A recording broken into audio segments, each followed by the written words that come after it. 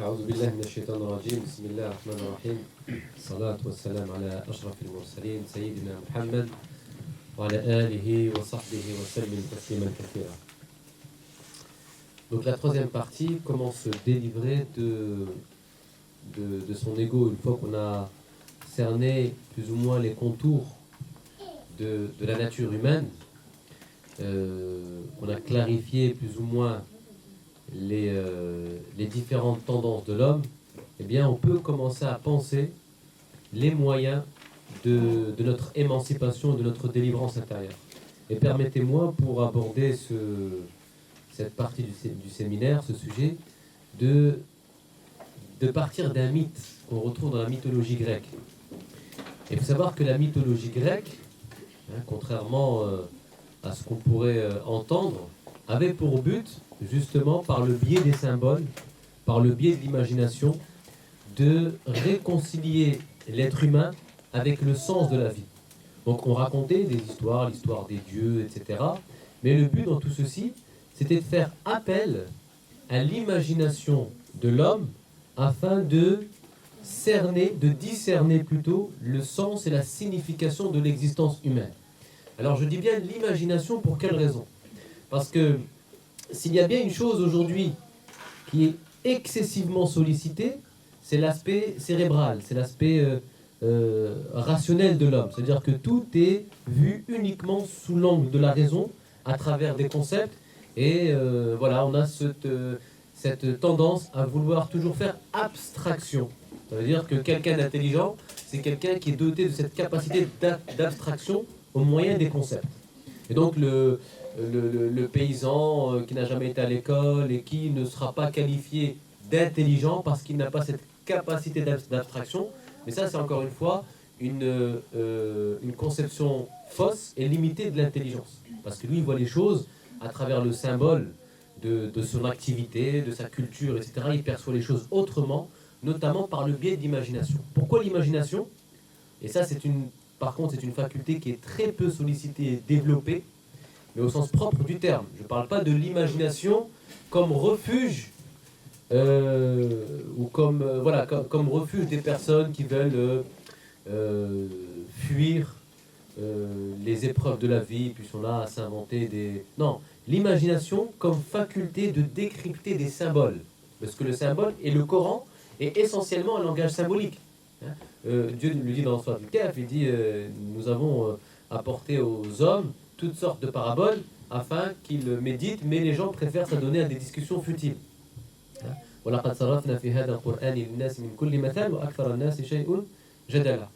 Donc voilà, donc c'est un langage symbolique. Et le symbole fait surtout appel à l'imagination, parce que l'imagination va nous aider à nous représenter les idées archétypales, les enseignements spirituels.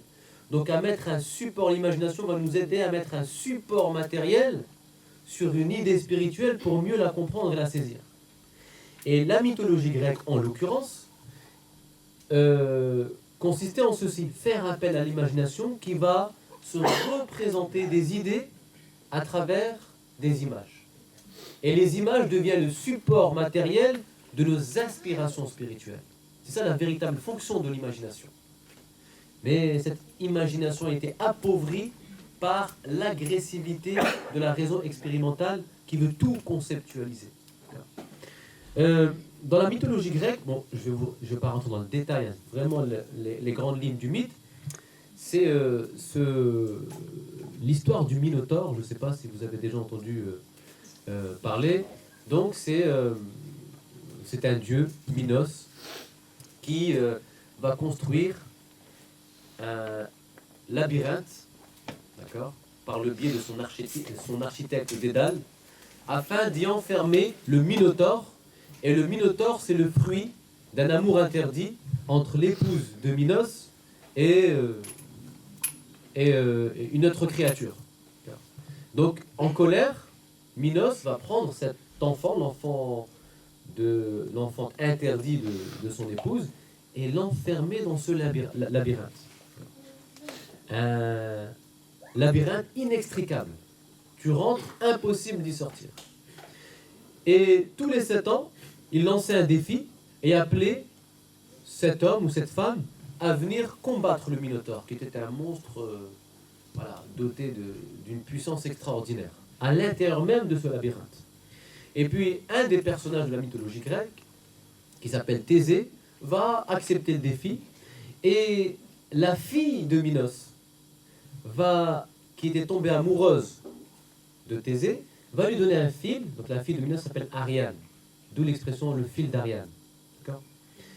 Vous allez comprendre. Donc elle lui donne un fil, elle lui dit tiens, tu le prends avec toi et puis il va te servir de repère dans le labyrinthe. Et si tu veux en sortir, tu n'auras plus qu'à suivre en fait le fil.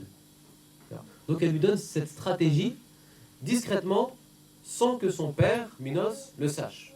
Et qui lui a donné cette idée à cette fille qui tombe amoureuse de Thésée? C'est l'architecte du labyrinthe, qui s'appelle Dédale. Lui, tiens, tu lui donnes cette technique. Donc il va entrer dans le labyrinthe, il va combattre le Minotaure, il va réussir à l'anéantir et sortir du labyrinthe. Ce qui va étonner Minos. Et donc là, Minos va se dire, mais comment a-t-il fait pour sortir du labyrinthe? Et il va comprendre que c'est sa propre fille, amoureuse, qui lui a donné une technique qu'elle elle-même a apprise de l'architecte du dieu, Dédale. Donc qu'est-ce qu'il va faire? Je vous donne l'histoire et après je vous explique l'enseignement symbolique. Qu'est-ce que va faire Dédale? Minos, il va enfermer son architecte dans le labyrinthe. Il va le sanctionner, il va le châtier, il va dire maintenant, je t'enferme dans ton propre labyrinthe. Sauf que Dédale, qui est un architecte très créatif, il l'a enfermé avec son propre fils. Avec son propre fils qui s'appelle Icare. Et il l'enferme. Et Dédale, qui est très créatif, il va prendre quelques plumes d'oiseaux qui étaient pris au piège du labyrinthe. Et puis il va construire des ailes artificielles.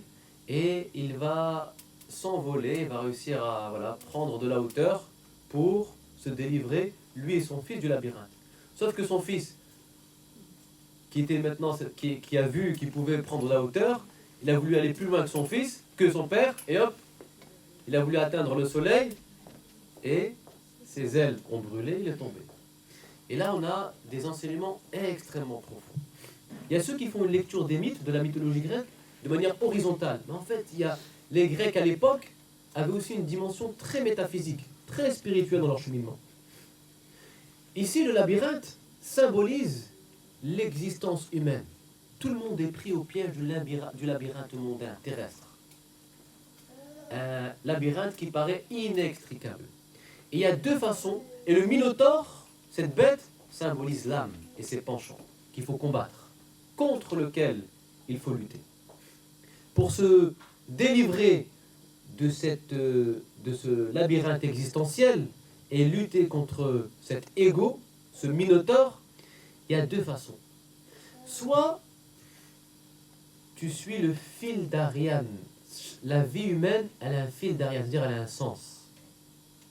La vie est un texte symbolique. Celui qui parvient à décrypter le texte symbolique de la vie, il parviendra à le sortir. Celui qui comprendra que chaque élément de la vie reflète des archétypes, reflète des qualités ou des attributs divins. Celui qui comprend que la vie contient une part d'éternité, une part d'invisible, une part d'absolu, qui arrive à voir au-delà des apparences, qui décrypte le texte, ce fil d'Ariane, va pouvoir en sortir. Deuxième des choses, celui qui parvient à s'élever spirituellement comme Dédale. C'est-à-dire qui va réussir. En fait, la vie n'est un piège ou un labyrinthe inextricable que pour celui qui ne sait pas s'élever. C'est ça, le cheminement. Vous voulez par l'élévation spirituelle. Mais attention, dans l'élévation spirituelle, il faut de l'humilité. Parce que si tu n'es pas humble et que tu as des prétentions dans tes aspirations spirituelles, tu vas finir comme Icare. Tu vas vouloir aller trop vite, tu vas vouloir brûler les étapes et finalement, tu vas connaître la chute. Et donc on a beaucoup d'enseignements comme ceci. La délivrance de l'ego passe par ceci, par cette capacité à décrypter le texte symbolique de l'existence humaine pour ne plus être pris au piège de son labyrinthe. Parce que c'est vrai, chacun d'entre nous, parfois, on a l'impression d'être confronté qu'à des espaces. Des fois, on est on est noyé dans des épreuves, et là où on tourne la tête, on ne voit que des murs, que des impasses. On ne sait plus en sortir. Pour quelle raison? Parce que nous ne comprenons pas les choses de manière profonde. On ne comprend pas que l'épreuve, c'est un langage divin qui va créer ou faire appel à des ressources intérieures. La souffrance que nous éprouvons dans une épreuve permet de faire émerger ou de faire appel ou de découvrir plutôt des ressources qui nous sont jusque-là cachées. Des ressources intérieures. Des potentialités humaines. Nous avons des choses en nous, des ressources, des potentialités auxquelles nous pouvons avoir accès qu'au moment des épreuves de la vie. Qu'au moment des épreuves de la vie. On développe des capacités extraordinaires dans l'épreuve. Dans le confort, l'âme devient très paresseuse et puis voilà, on passe à côté de beaucoup de choses. On n'a pas accès à des dimensions extrêmement profondes de notre être. Donc celui qui voit les choses comme ceci, la vie ne sera jamais pour lui un labyrinthe. Au contraire. Derrière chaque mur, ou dans chaque mur, il verra une issue qui donne accès à l'éternité. Youssouf alayhi salam, vous savez, le labyrinthe, ce piège existentiel, on le retrouve même dans l'histoire de Youssouf alayhi salam. Lorsque Zulaykha l'enferme et ferme toutes les portes, puis il est fermé, il est là, il est pris au piège de la pièce, il n'y a aucune issue terrestre, et son réflexe de faire quoi? Un réflexe d'Edalia. Il lève les mains au ciel, Ya Allah. Il s'élève spirituellement. La vie n'est un piège, ou n'est prise au piège de la vie, que celui qui ne sait pas s'élever. L'élévation, la capacité de s'élever, de voir les choses avec beaucoup plus d'auteur, de voir les choses avec du recul, voir les choses de haut. Et ça, c'est très important. Parce que parfois, nous avons trop le nez dans le guidon. Nous avons trop le nez dans ce qu'on appelle aujourd'hui l'actualité. Mais l'actualité médiatique, en l'occurrence, n'est qu'une infime partie de la réalité. Sauf que tout le monde réduit la réalité à ce que nous montre l'actualité médiatique. Et c'est comme ça qu'on est pris au piège. Donc il faut savoir prendre de la hauteur, savoir s'élever spirituellement. Et cette élévation spirituelle, cette délivrance de l'ego, passe par une pratique aiguë des rites de l'islam. Et je dis bien des rites de l'islam, c'est très important, parce qu'en fait, il faut se réconcilier avec nos rites. Et surtout que le ramadan approche, qui est un rite très important dans l'élévation spirituelle. C'est un mois qui nous permet justement cette élévation, pour autant qu'on en comprenne la signification profonde, qu'on en comprenne le sens profond. Et ce qui est dommage aujourd'hui, c'est que on a l'impression que les rites de l'islam, les rites qui nous ont été prescrits par l'islam, semblent dévalorisés. C'est-à-dire qu'on accorde, voilà, on a l'impression que ces rites-là ne sont plus opérants dans le cheminement spirituel. Tu dis à quelqu'un prie, jeûne, pour lui ça n'a plus, ça n'a plus de pertinence. Il dit oui, je fais, mais il me faut des choses plus concrètes. C'est-à-dire plus concret. Qu'est-ce que tu entends par la notion de concret, d'abstrait? C'est quoi ça? Définis-moi déjà ces termes. C'est quoi l'abstrait, c'est quoi le concret? Parfois on emploie des mots sans en comprendre la véritable signification. Et l'élévation spirituelle, cette délivrance de l'ego, passe par une pratique assidue de nos rites, notamment la prière, la lecture du Coran, la méditation. La méditation. C'est-à-dire que il y a des savants, des maîtres qui disaient la méditation d'1 heure vaut mieux qu'une nuit en prière. Vaut mieux qu'une nuit en prière, méditer. Pourquoi? Parce que la méditation nous met dans un état intérieur, dispose l'âme à être le réceptacle de la lumière divine. Quand tu es dans un moment de méditation, tu es dans un moment de profondeur. Tu essaies de comprendre les choses au-delà de leur réalité. Tu es dans une attitude propice à l'effusion spirituelle.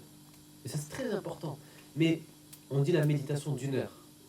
Mais encore faut-il les tenir, les 1 heure.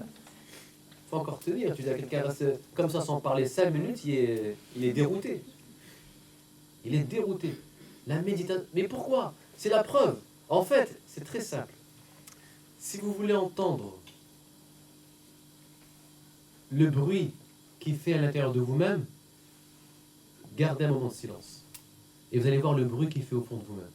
Vous n'entendez pas le bruit qui est au fond de vous-même, parce que vous êtes dans un bruit extérieur qui vous empêche d'entendre ce bruit. Mettez-vous dans un moment de silence et de solitude, et vous allez voir qu'il y a du vacarme à l'intérieur.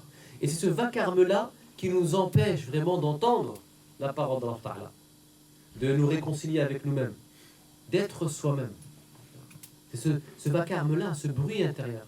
Donc la méditation permet de disposer l'âme et de dissiper ce bruit, ce vacarme. La méditation permet d'affronter son âme. Parce que pour la délivrer, se délivrer de son âme, il faut l'affronter. Sauf qu'il y a des gens qui veulent faire le djihad sans affronter leur âme. Ils ne veulent pas affronter. Affronte ton âme. Je sais que voir son âme dans son miroir intérieur, ça fait mal. Ça fait mal de voir le côté obscur de son être intérieur.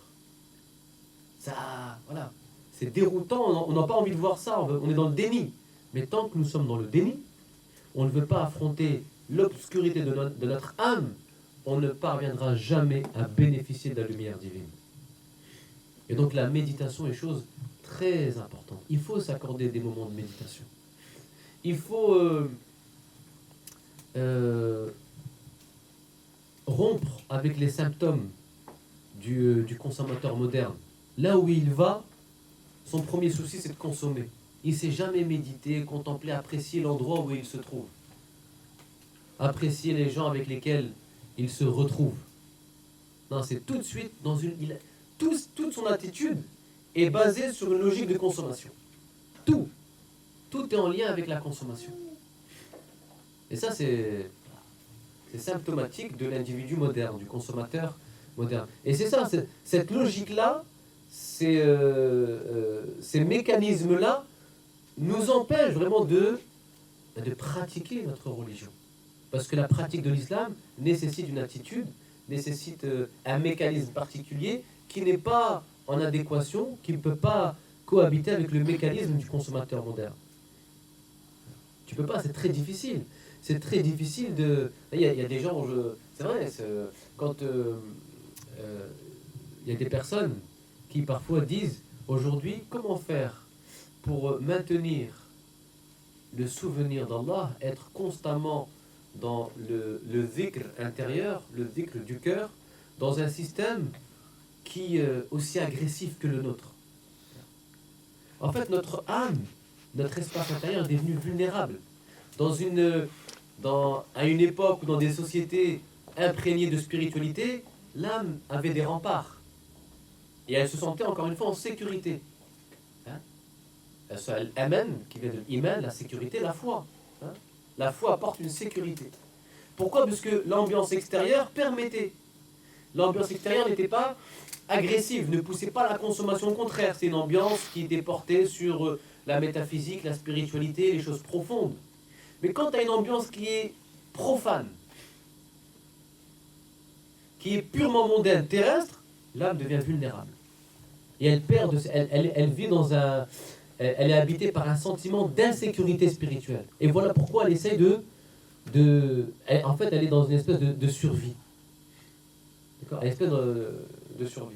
Excusez-moi, je suis enrhumé.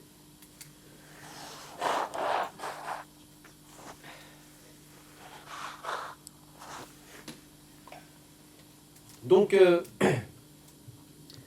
cette sécurité intérieure, le fait pour construire des remparts intérieurs, afin d'éviter, afin de se préserver contre les assauts et les sollicitations de ce bas monde, eh bien, il faut se réconcilier avec la pratique de l'islam. Et notamment puisque on s'apprête à vivre cette expérience, notamment le jeûne du mois du Ramadan. Parce que le jeûne du mois du Ramadan, quelle est sa signification profonde? C'est qu'en fait, pendant un mois, le jeûne va nous pousser à prendre des distances vis-à-vis de nos besoins terrestres, de notre corps. Parce que notre corps fait du bruit à longueur d'année. Il a ses désirs, ses besoins, etc. Et donc, Ouais, 5 minutes, d'accord. Le jeûne du mois du Ramadan, nous, voilà, prend du recul vis-à-vis de ce corps, oublie un peu ses besoins, mets-les de côté, mets-les entre parenthèses, pour que tu puisses t'occuper un peu de ton cœur. Parce que ton corps a dominé tout ton être. Il occupe toute la place. Toute ton attention est centrée sur ton corps. Si tu étudies ta vie quotidienne, si tu la médites, tu verras que 3/4 de ton temps est centré sur ton corps. Ses besoins, ses désirs, c'est tout. Il y a très peu de choses pour le cœur. Donc le jeûne du mois du Ramadan va venir, allez hop, on va mettre ça entre parenthèses, écoute un peu ton cœur. Ton cœur, il te parle, mais tu n'entends pas. Ton cœur, il a des aspirations, il a des élans, mais il ne trouve pas un espace pour exprimer ses aspirations. Le cœur, il a des élans, il a des appels, mais il trouve une intelligence, une conscience occupée par les affaires de ce bas monde. Occupée par les images de ce bas monde. Une conscience trop occupée. Et Sekandari le dit dans une de ses sagesses. Il dit ربما وردت عليك الأنوار فوجدت القلب محشوا بصور الآثار فانطلقت من حيث نزلت. Il dit, il se peut que la lumière d'Allah, la connaissance spirituelle, parvienne jusqu'à l'entrée de ton cœur et trouve celui-ci occupé par les images de ce bas monde, et cette lumière retourne sur ses pas. En fait, combien de fois la lumière d'Allah s'est manifestée à la porte de ton cœur et a trouvé ton cœur occupé? Et donc cette lumière part. En fait, Dieu s'est manifesté. Dieu a répondu à ton appel, mais il a trouvé le cœur occupé. C'est le cœur qui est aveugle et qui est sourd. Donc il ne faut pas se plaindre de l'absence de Dieu. Il faut se plaindre de notre insouciance, de ce que nous sommes constamment occupés. Et le jeûne du Ramadan va venir justement nous délivrer de toutes ces images mondaines imprimées dans notre cœur pour pouvoir laisser un peu de place à la lumière d'Allah subhanahu wa ta'ala.